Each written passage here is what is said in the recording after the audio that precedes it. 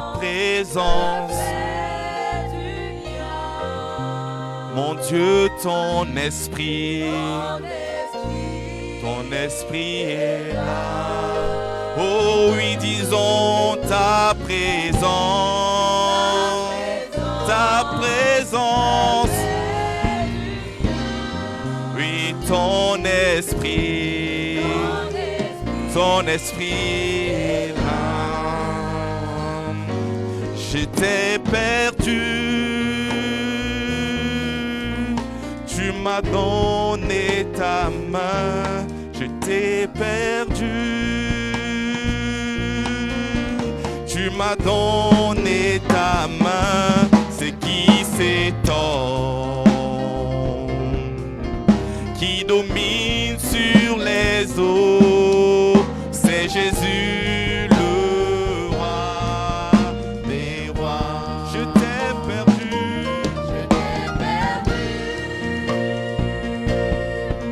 au milieu d'une tempête. Tu es venu, tu m'as donné ta main. C'est qui cet homme qui domine sur les eaux et les océans? Oh, c'est Jésus,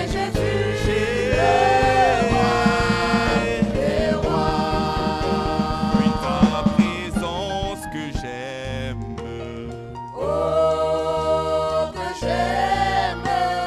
Ta présence que j'aime. Tu es mon roi, tu as su me toucher.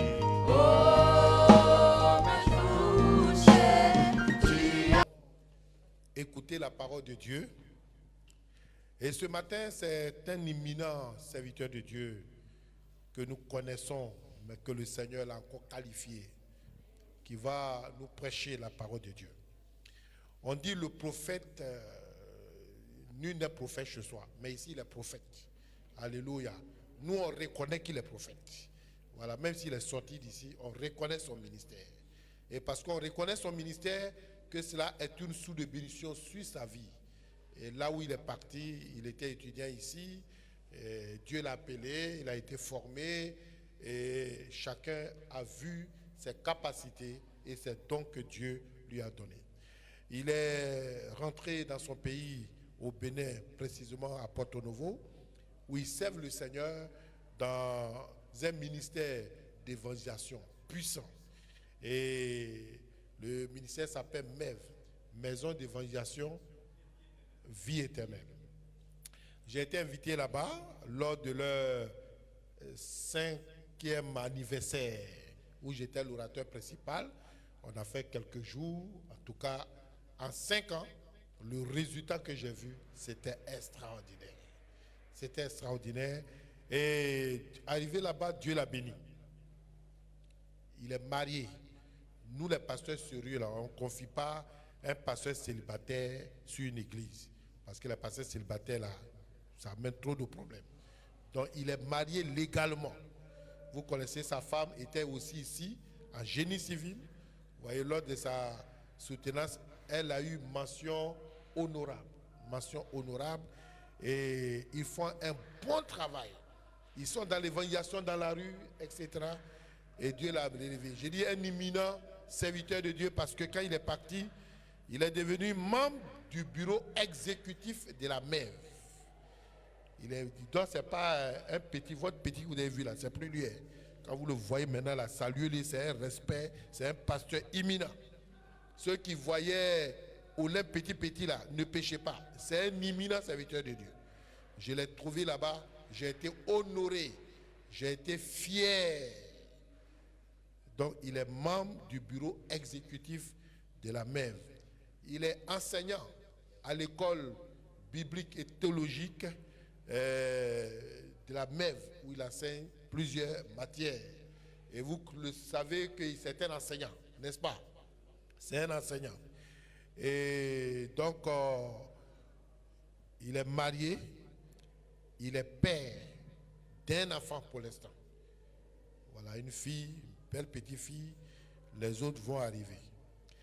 Et il est le pasteur principal de l'église, le temple de la domination de Gefato. Quand vous attendez son nom là, vous savez que vous êtes au Bénin. Alléluia. Voilà, Gefato. Et il fait un excellent travail. Il est en train de faire asseoir l'église dans les enseignements. Je le suis tous les jours. Et je crois que cette église-là, quand il va partir, Dieu va le bénir. Parce qu'il ne va pas durer là. L'année prochaine, Dieu voulant, il commence une nouvelle œuvre à Cotonou même. À Cotonou même. Donc ce matin, avec votre permission, nous recevons le révérend Olympe Onésiphore Dansou. Alléluia. Voilà, mais que Dieu te bénisse. Si je me où j'apprends à écouter la voix du bon berger quand je l'entends, oh je comprends qu'il a payé pour ma liberté. Quand je t'ouvre mon cœur, je te vois, Seigneur. Quand je t'ouvre mon cœur, je t'entends et ta loi dans mon cœur toujours demeure, et ta vie à jamais, elle coule comme un torrent. Amen. Gloire à Dieu. Alléluia. Gloire à Dieu. Nous voulons rendre toute la gloire à Dieu. Je sais qu'il n'aime pas, mais je veux dire vraiment merci à mon père spirituel, mon papa. Que le Seigneur vous bénisse abondamment et qu'il vous bénisse, vous et votre famille. Si vraiment nous sommes, je le dis toujours, je le dis derrière lui et en face de lui. Je crois que Dieu m'a amené au Sénégal en 2015 pour connaître cette famille. C'était vraiment la raison pour laquelle Dieu m'a amené ici. Et lorsque je les ai connus, ma vie a connu un grand changement. Que le Seigneur vous bénisse pour le travail que vous faites. Amen. Nous allons lire 1 Corinthiens chapitre 9, versets 25 à 27. 1 Corinthiens 9, versets 25 à 27. Tous ceux qui combattent s'imposent toute espèce d'abstinence et ils le font pour obtenir une couronne corruptible, mais nous faisons-le pour une couronne incorruptible. Moi donc je cours, non pas comme à l'aventure, je frappe, non pas comme battant l'air, mais je traite durement mon corps et je le tiens assujetti, de peur d'être moi-même rejeté après avoir prêché aux autres. Que le Seigneur bénisse sa parole. Bien-aimés frères et sœurs dans le Seigneur, je veux bénir le Seigneur pour la vie de son serviteur pour ce merveilleux thème de l'année 2025, qui est celle-ci. Engagés sur la route royale, nous avançons sans détour ni compromission. Engagés sur la route royale, nous avancerons sans détour ni compromission. Et plus j'écoutais l'homme de Dieu lorsqu'il développait ce thème, plus je comprenais que la route royale dont il s'agissait est cette route dont nous parle la parole de Dieu, cette route étroite dont nous parle la parole de Dieu. Plus je l'écoutais, je comprenais que cette route royale dont il s'agissait est ce chemin resserré qui mène à la vie éternelle dont nous parle Matthieu le chapitre 7, le verset 14. Car il est écrit dans ce passage, Matthieu 7, 14, mais étroite est la porte, resserré le chemin qui mène à la vie, et il y a peu qui les trouvent. Et lorsque j'ai compris cela, j'ai aussi compris, je crois que vous l'avez compris aussi, que cette route royale dont on nous parle cette année est cette route qui nous garantit la vie éternelle. Et qui parle d'une route royale parle de la présence d'un roi. Mais ici, je bénis Dieu, il ne s'agit pas d'un roi terrestre, mais il s'agit du roi des rois. Alléluia. Et c'est donc cette route qui nous rassure de rencontrer un jour le roi des rois. Et je vais ouvrir une parenthèse pour dire, bien aimés frères, je désire être sur la route royale, car je sais qu'un jour je rencontrerai le roi des rois. Aujourd'hui, il y a tellement de souffrances. Aujourd'hui, il y a beaucoup de choses qui se passent sur la terre. Qui aujourd'hui est à l'âge adulte et qui n'a jamais coulé les larmes? Parce qu'un jour, ça a été difficile. Mais notre espérance, comme pouvait le dire notre maman tout à l'heure, c'est que nous savons qu'un jour, nous allons rencontrer le roi des rois. Et que les souffrances de ce temps présent ne sauraient être comparées à la gloire à venir. Mais aussi, bien aimés frères, il y a une chose. Nous sommes sur une route royale, n'est-ce pas?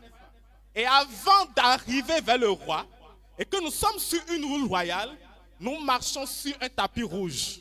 Alléluia. Et sur le tapis rouge, nous sommes imbattables. Nous sommes intouchables. Pourquoi? Parce qu'il y a des gardes-corps célestes qui nous accompagnent. C'est pour cela que, bien aimés frères, j'aimerais nous encourager à engager notre route, à engager la marche sur la route royale.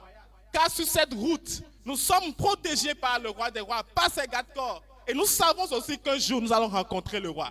Et ça, c'est notre joie. C'est pour cela que sur cette route, tu n'as rien à craindre. La Bible, Dieu te dit, ne prends même pas des regards inquiets. Ne regarde pas à gauche, ne regarde pas à droite. La Bible te dit, quand 1000 tomberont à ta droite, 10 000 à ta gauche, tu ne seras pas atteint. Parce que tu es sur une route où c'est le Seigneur même qui fait ta sécurité. Alléluia. Mais comment est-ce que nous pouvons être sur cette route? Malheureusement, beaucoup de personnes, bien vrai, ont engagé leur chemin sur cette route, mais ont pris après des chemins détournés. Et c'est là que je commence à me poser plusieurs questions. Seigneur, pourquoi est-ce que plusieurs, engagés sur la route royale, à la longue prennent des chemins détournés? Plusieurs ont bien commencé, mais sont en train de mal finir. Et c'est quand je me suis posé cette question, je la posais au Seigneur, que je crois la semaine passée, je réfléchissais sur cela et Dieu me dit ceci. Ceux qui croient au Seigneur Jésus vont commencer leur chemin sur la route royale. Mais une condition pour rester sur la route, pour persévérer sur la route, pour pouvoir arriver jusqu'au bout, c'est la consécration. Alléluia. La consécration. D'où je dis le thème ce matin, la place de la consécration sur la route royale. La place de la consécration sur la route royale. Nous voulons atteindre 3 objectifs. Premièrement, il faille que nous puissions clarifier brièvement ce mot que nous entendons souvent, la consécration. Et que nous puissions comprendre comment définir, comment est-ce que nous pouvons comprendre la consécration et comment appréhender ce thème. Deuxièmement, comme objectif, nous voulons comprendre en quoi est-ce que cette consécration est indispensable pour quelqu'un qui veut demeurer. Pas seulement commencer, mais demeurer sur la route royale. Alléluia. Et nous voulons maintenant donner en dernière position un moyen pratique. Nous voulons que chacun puisse voir un moyen pratique afin de vivre cette vie de consécration. Et pour commencer, nous allons définir la consécration. Et quand nous entendons ce mot consécration, consacrer, qu'est-ce que cela voudra dire? La consécration qui vient du mot consacré, de l'hébreu kodesh, et qui signifie être mis à part, dédié à, dévoué à, se mettre à part pour. Dans la consécration, nous avons 3 notions que nous devons comprendre, si je dois aller vite. 3 notions que nous allons comprendre dans la consécration. Et nous allons justifier cela par la parole de Dieu. Allons dans Exode, le chapitre 13, verset 1 à 2. Exode 13, verset 1 à 2. L'Éternel parla à Moïse. C'est dans ce passage que le mot consacré a été utilisé pour la première fois dans la parole de Dieu. L'Éternel parla à Moïse et dit: consacre-moi tout premier-né parmi les enfants d'Israël, tant des hommes que des animaux, il m'appartient. À cette fois où le mot consacré a été utilisé, on parlait aux enfants d'Israël, Dieu parlait à Moïse afin qu'il consacre les enfants d'Israël. Et comme je l'ai dit plus haut, la définition c'est mettre à part, se mettre à part, dévouer à, dédier à. Et nous allons mieux clarifier cela avec Nombre chapitre 14, chapitre 8, verset 14. Ici, on nous parle de consacrer tout premier-né. Maintenant, dans Nombre chapitre 8, verset 14, suivez bien la lecture. Tu sépareras les Lévites du milieu des enfants d'Israël et les Lévites m'appartiendront. Est-ce que nous suivons la lecture? Tu sépareras les Lévites des enfants d'Israël et les Lévites m'appartiendront. Verset 14, verset 15 plutôt. Après cela, les Lévites viendront faire le service dans la tente d'assignation. C'est ainsi que tu les purifieras et que tu les feras tourner du côté et d'autre comme une offrande. Verset 16. Car ils me sont entièrement donnés du milieu des enfants d'Israël. Écoutez très bien. Je les ai pris pour moi à la place des premiers-nés. Est-ce qu'on suit la lecture? Je les ai pris pour moi à la place des premiers-nés de tous les premiers-nés des enfants d'Israël. Dans le premier passage que nous avons lu, Dieu parlait à Moïse et lui disait, consacre-moi tout premier-né. Et dans ce passage, on nous fait comprendre que l'Éternel veut prendre les enfants, les Lévites, à la place des premiers-nés. Alors, c'était une consécration. Et quelles sont les trois notions que nous devons retenir dans la consécration? J'aimerais demander, s'il vous plaît, à trois frères de s'approcher. Trois frères de s'approcher. Venez, s'il vous plaît. Dans la consécration, il y a trois notions qu'il faut comprendre. Et nous avons vu cela dans le Nombre chapitre 8. Retournez dans le Nombre chapitre 8, s'il vous plaît. Alignez-vous. La première notion, c'est au verset 1er. Tu sépareras les Lévites du milieu des enfants d'Israël. Ces trois personnes, je peux dire trois peuples, sont des personnes qui servent Dieu, qui veulent se mettre au service de Dieu. Mais quand une personne doit être consacrée, Dieu dit, celui-là, je veux le consacrer, fais-le sortir du milieu des autres. La première notion dans la consécration, c'est se mettre à part. C'est-à-dire qu'on dit, ok, moi je me mets à part spécialement. Et la deuxième notion, c'est quoi? Quand je me suis mise à part, la Bible dit, et les Lévites, la deuxième partie, et les Lévites m'appartiendront. Donc la deuxième notion, quand tu te mets à part, tu ne te mets pas à part pour toi-même. Tu te mets à part pour dire, maintenant, je ne m'appartiens plus. Tout ce que je fais, tout ce que je suis, j'appartiens à quelqu'un et c'est lui qui me guide. Alléluia. Ça, c'est la deuxième notion. C'est la première notion. Tu sors du milieu d'eux. La deuxième notion, tu ne t'appartiens plus. Rien ne t'appartient. Tu appartiens à celui pour qui tu es sorti. Et la troisième notion, verset 15. Après cela, les Lévites viendront faire leur service. La troisième notion de la consécration, c'est que je suis au service continuel de la personne pour qui je me consacre. Alléluia. Si ces trois notions ne sont pas respectées, ça voudra dire qu'il n'y a pas de consécration. Et je vais faire une parenthèse rapidement et la fermer et dire, celui qui ne sert pas Dieu dans l'assemblée de Dieu, dans l'assemblée des saints, n'est pas consacré. Est-ce qu'on est ensemble? Celui qui n'a pas un service ne me dit pas que je sers Dieu au dehors. Il faut arranger ta maison avant d'arranger le dehors. Celui qui ne sert pas Dieu, n'a pas un service pour Dieu dans l'église, ne peut pas encore parler de consécration. C'est pour cela qu'on a... Merci beaucoup, que Dieu vous bénisse. C'est pour cela qu'en avançant, nous allons faire la différence entre la consécration et la sanctification. Parce que souvent, lorsqu'on nous parle de consécration, nous faisons un mélange. Nous pensons que je me sanctifie, veut dire je me consacre. Mais non, il y a une différence. La première différence, la sanctification dit, je vais faire moi ce que Dieu me refuse de faire. Je dois me sanctifier, ne pas voler, ne pas mentir, ne pas faire ci, ne pas faire cela.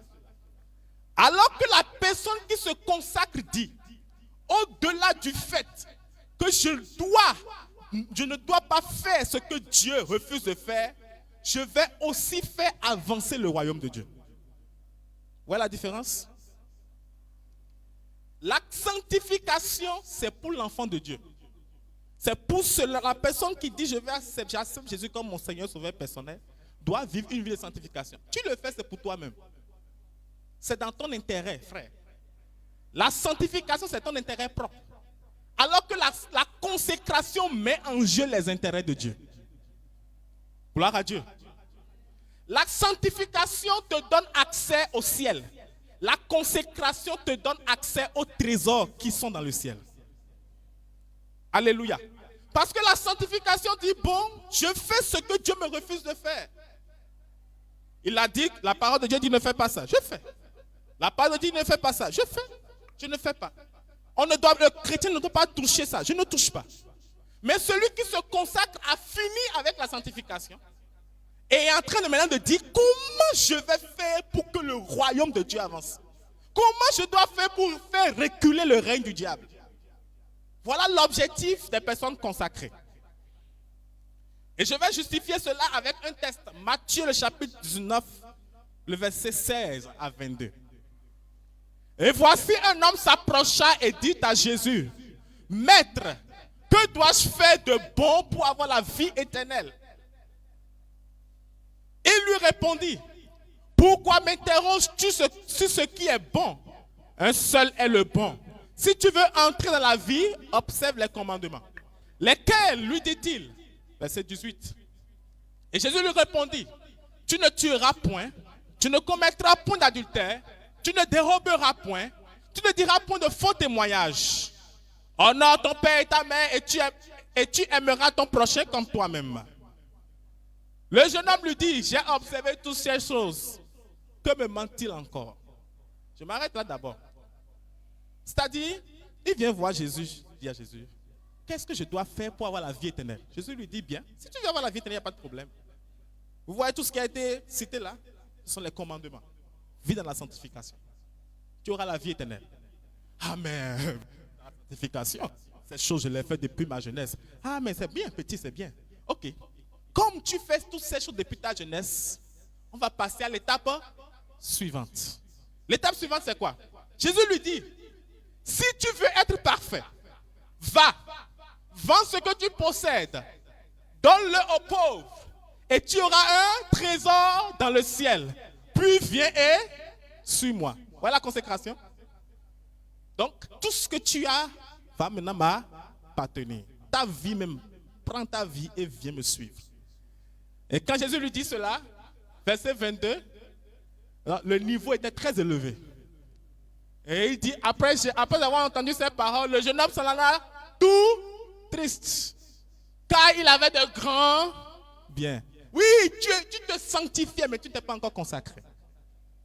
Tu vivais dans la sanctification. Tu aimes ton prochain, tu aimes tes parents, tu honores, tu ne mens pas, tu ne voles pas. Tu vis dans la sanctification, mais tu n'avais pas encore une vie consacrée. Et c'est ce niveau de consécration que Dieu dit, il faut avoir ce niveau de consécration et tu auras de grands trésors dans le ciel. Et là, ça passe pas.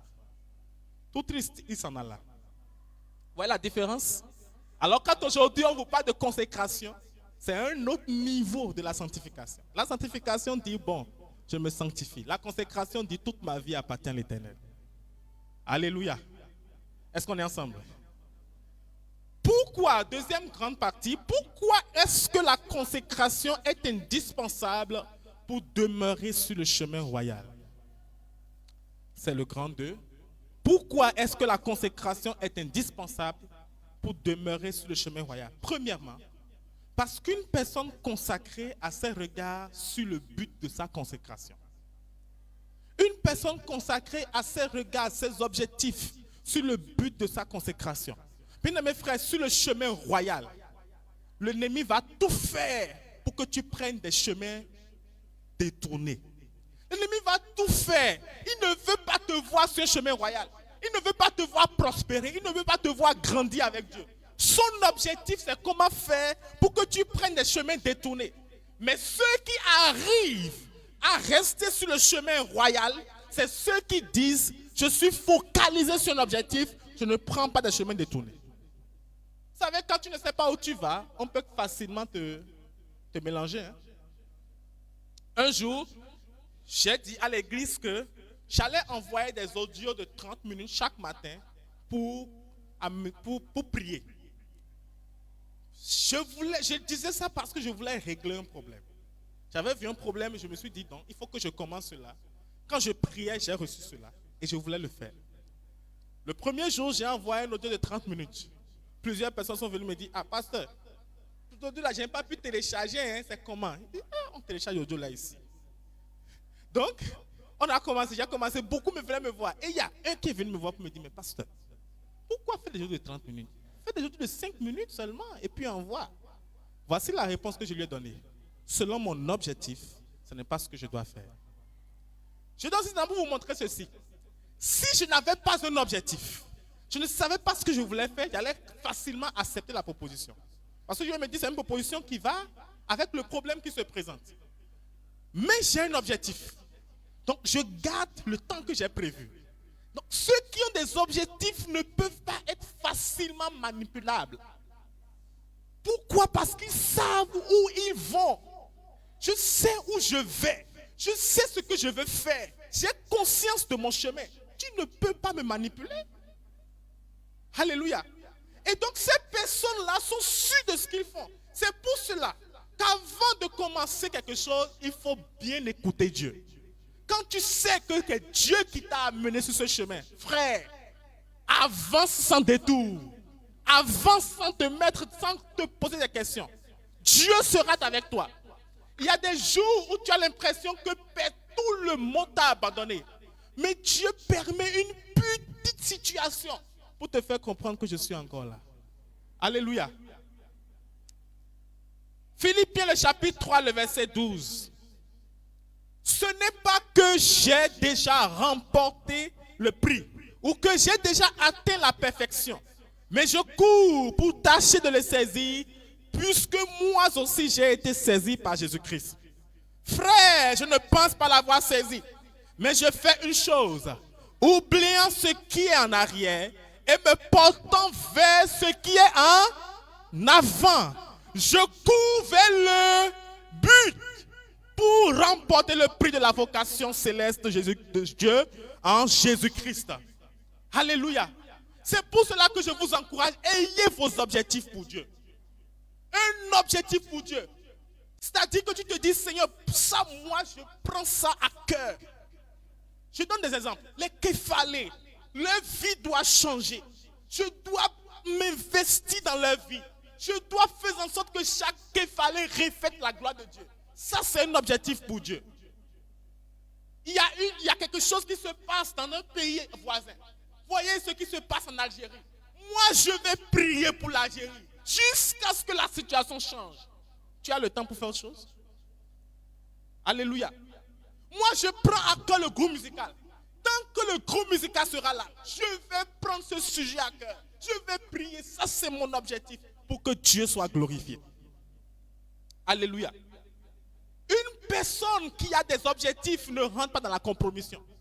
Je vais vous dire ceci. Parfois, ce qu'on te propose n'est pas mauvais.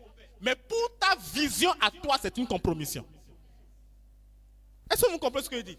Si tu as une vision et que quelqu'un vient te dire une chose, peut-être que ce qu'il t'a dit n'est pas mauvais. Hein? Ce n'est pas anti-biblique. Mais en réalité, si tu acceptes ça, tu compromets ta vision à toi. Donc tu dois être focalisé sur ce que Dieu t'a dit. Parce que chacun a son couloir avec Dieu. Chacun a son chemin avec Dieu. Alléluia. Ce que l'autre a fait n'est pas obligatoirement ce que tu dois faire pour réussir. Dieu peut te donner une vision de comment tu vas réussir. Gloire à Dieu. Voici un peu ce que ça fait lorsque tu as une vision. Voici ce que ça fait lorsque tu as une vision. Premièrement, ça te fait éviter le temps que tu vas mettre pour faire des critiques et des commérages. Vous savez, ceux qui n'ont pas de vision, d'objectif, bon, ce sont des commères, critiqueurs, parce qu'ils ont le temps. Si tu as le temps, tu vas critiquer. Si tu as le temps, tu vas faire les commérages. Mais ceux qui ont des objectifs n'ont pas le temps à cela. Il y a environ une semaine, une situation. Et j'en ai même partagé avec mon père spirituel. Il m'a même demandé comment tu vas faire. Tu veux régler ça ici, mais tu veux rentrer pour régler. Il dit non, je vais rentrer. Et un matin, alors que je priais Dieu, je priais le Seigneur, je dis Seigneur, donne-moi la sagesse. Comment je vais faire quand je vais rentrer pour régler ce problème? Voici ce que Dieu m'a dit clairement. Tu n'es pas là-bas pour ça. Concentre-toi sur ce que je t'ai envoyé faire. Alléluia. Concentrez-vous sur votre objectif. Vous n'avez pas le temps pour répondre à qui, à quoi ici. Ils ont le temps. Le temps passe. Vous voyez, le temps donne raison. Le temps passe, vous allez voir que vous êtes devant. Eux, ils sont encore en arrière. Deuxièmement, quand tu as un objectif bien fixe, ça t'évite d'avoir des relations toxiques. Alléluia. Ça t'évite d'avoir des relations toxiques. Chaque jour, nous sommes jeunes. Je suis aussi jeune. Alléluia. J'aimerais vous dire ceci. Si la sœur dit qu'elle ne veut jamais quitter son pays, moi je veux forcément rester dans mon pays. Toi tu as une vision pour aller dans tous les pays. On ne peut pas s'aimer. Est-ce que vous comprenez? Il ne peut pas y avoir amour. Non. L'amour va venir d'où? Chasser l'amour là. Alléluia. Parce qu'on peut pas, on n'a pas les mêmes visions. Ça devient une relation toxique à ta vision. Alléluia. Ça devient une relation toxique. Il y a des gens, quand tu leur dis maman pasteur là, ils ne peuvent pas être maman pasteur. Même quand toi-même tu le vois, même tu sais qu'il n'a pas cet appel. Mais ces personnes-là, toi tu sais que Dieu t'appelle à quelque chose, tu sens. Et puis tu dis non, je l'aime, tu sais pasteur, Dieu va arranger ça. Dieu n'arrangera rien. Et c'est ainsi que tu vas vivre un mariage malheureux. Je prie que ce ne soit pas ton cas au nom de Jésus. Alléluia. Une personne peut être une bonne personne, mais pour ta vision, elle devient toxique. Non, nous pouvons être amis, mais quand il faut parler d'objectifs et de vision, on n'est plus camarades. Alléluia. La Bible dit que celui qui a beaucoup d'amis les a pour son malheur. Les amis font avancer quand ils sont sur la même ligne. Mais quand ils ne sont pas sur la même ligne, chacun peut prendre sa route. Même dans la Bible, on a vu des gens qui ont pris leur route. Elles étaient ennemis. Ce n'étaient pas ennemis. Alléluia. Évitez les relations toxiques. Les relations qui ne vous avancent pas dans votre objectif. J'ai une vision, je veux l'accomplir. Je sais que c'est Dieu qui me l'a donné.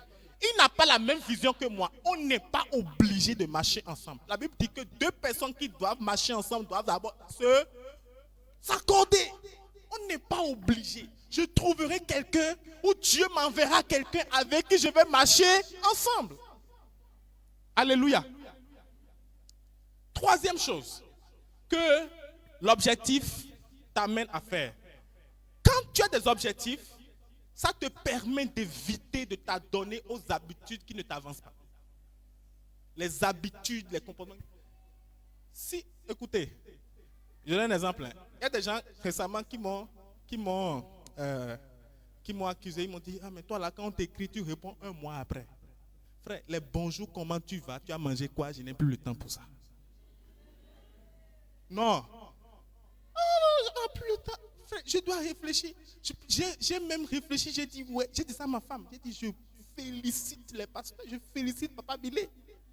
Ah, comment il fait? J'ai dit, Seigneur, donne-moi sa grâce. Je le dis en toute sincérité.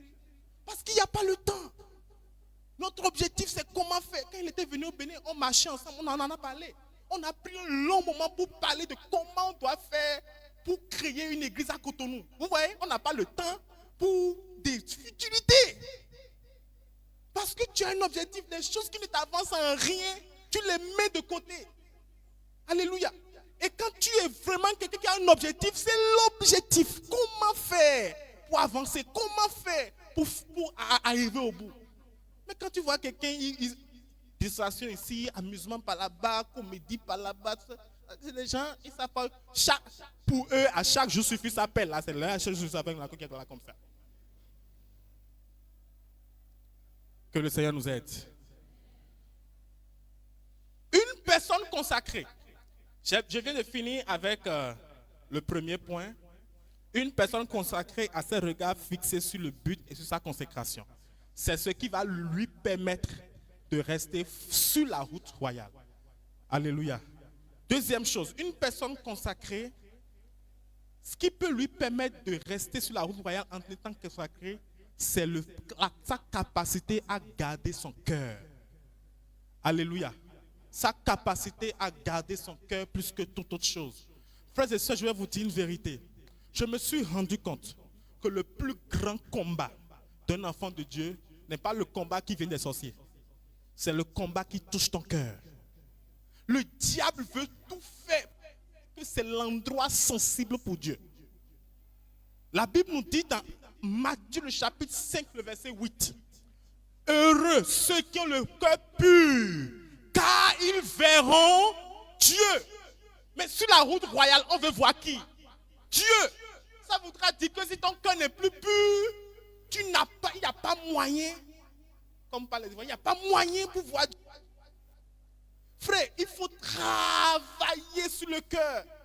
Je vous en supplie. C'est l'endroit le plus sensible. On est trop attentionné, on est trop préoccupé par les attaques du dehors. Mais il y a l'attaque du dedans. On est trop préoccupé par ce que quelqu'un peut nous faire. Mais en réalité, ce qu'il nous fait touche à quoi? À ton cœur. À un moment, soyons capables de dire dans notre cœur, même si on ne veut pas le dire à haute voix, arrière de moi. C'est vous qui l'avez dit. Alléluia. Je vous dis, j'ai compris une chose. Frère, on va se blesser. Non, c'est la vérité. On va se blesser. Lève ta main si tu n'as jamais blessé quelqu'un. Ah! Et tu ne veux pas que tu te blesses. On va se blesser. En fait, vouloir que les gens ne nous blessent pas est une mauvaise lutte. Tu ne vas jamais réussir.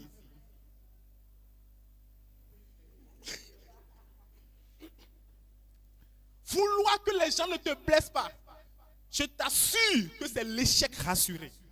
Mais combattre pour que la blessure des gens ne t'attaque pas, ne t'affecte pas, ne change pas ton identité, ça tu peux réussir. Alléluia.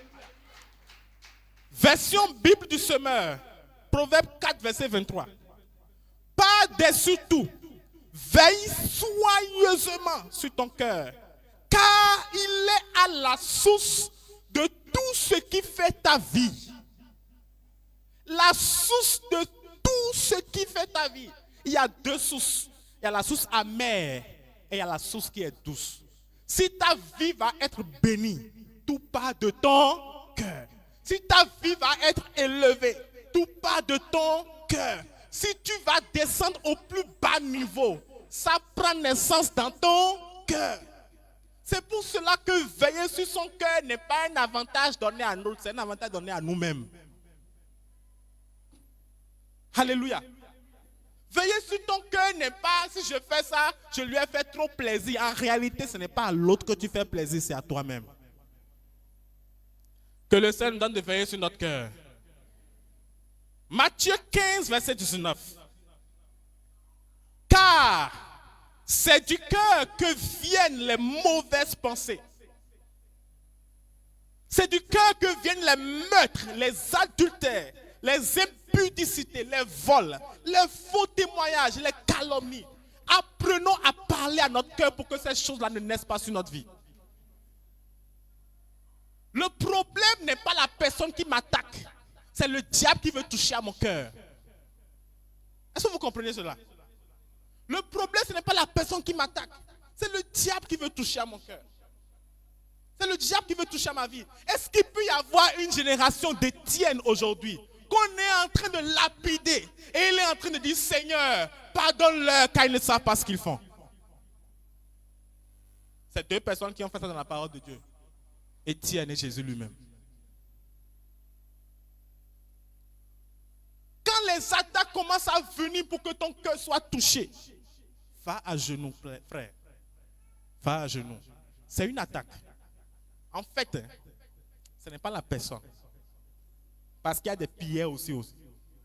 qui aujourd'hui attaquent, mais qui demain aussi deviennent des bons apôtres. Donc ce n'est pas la personne, n'attaque pas la personne. Il faut voir que le diable veut t'affecter au plus haut là-bas afin de te détruire physiquement. Vous savez, parfois, quand on t'attaque avec les sorciers, on ne réussit pas. On sait que là-bas, là, ça peut marcher. Il suffit d'une petite chose, de l'impasse. Et puis, ouais, on se met dans tous les états. Et les racines d'amertume commencent à naître. Le plus grand combat auquel toi et moi nous sommes confrontés, c'est le combat du cœur. Que le Seigneur nous aide. Si tu veux être consacré à Dieu, consacre ton cœur. Consacre ton cœur. Et maintenant, je vais vous donner en parenthèse un moyen pour pouvoir garder votre cœur vraiment orienté vers Dieu. La Bible dit que là où est ton trésor, là aussi sera ton cœur. Si tu veux au maximum orienter ton cœur vers Dieu, il faut que tu mettes ton trésor dans l'œuvre de Dieu. Je fais une parenthèse, c'est une parenthèse que je vais fermer. C'est-à-dire qu'il y a des personnes là, leur argent ne tombe jamais dans l'œuvre de Dieu. Elle va jusqu'au temps. Alléluia. Il y a des personnes, ils ne peuvent pas consacrer leur temps. Leur temps est pour eux. Vous savez, celui qui... tu sais pourquoi tu tombes souvent dans le péché?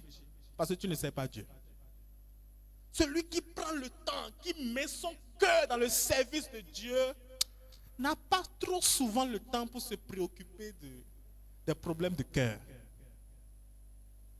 Donne ton temps à Dieu, donne ton énergie à Dieu, ton argent à Dieu, tes ressources à Dieu, ta vie à Dieu. Tu verras que tu as plus de chances de garder ton cœur que celui qui est oisif. Je vais finir avec ce grand 3 où je n'ai pas grand-chose à dire.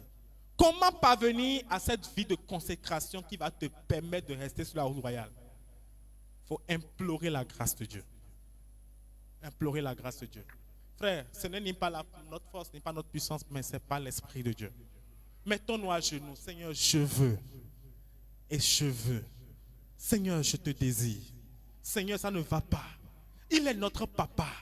Il est notre Dieu. Il est ton Père. Parfois, nous comprenons trop français quand on veut prier. Eh bien, Éternel, je te glorifie parce que c'est toi qui m'as sauvé. Frère, tu n'as pas de problème. Tu comprends trop français. Celui qui voit son cœur meurtri devant Dieu. Celui qui est en train de soupirer après Dieu. Celui qui cherche Dieu. Qui veut voir Dieu agir. Quand il va devant Dieu même, il manque de mots. Il manque de mots. Seigneur, je veux. Quand tu te souviens des heures que tu as passées dans la prière, tu ne laisses pas quelque chose de mauvais entrer dans ton cœur. Alléluia. Parce que ça t'a coûté cher. C'est facile de se lever pour prier. C'est pas facile, cher frère. C'est une lutte surtout au temps de fraîcheur. Mais toi, tu t'es levé, tu as pris le temps. Tu n'as pas prié pour ton argent. Tu n'as pas prié pour tes business. Tu n'as pas prié pour tes enfants. Tu n'as pas prié pour tout ça. 1 heure, 2 heures, 3 heures, rester devant Dieu. Seigneur, garde-moi pur. Le jour où quelqu'un va venir te blesser, tu vas dire, bon, frère, je te pardonne. Et quand tu te souviens de tes 3 heures de prière, tu ne peux pas t'amuser. Que le Seigneur vous bénisse abondamment et que nous puissions avoir cette vie de consacré au nom de Jésus.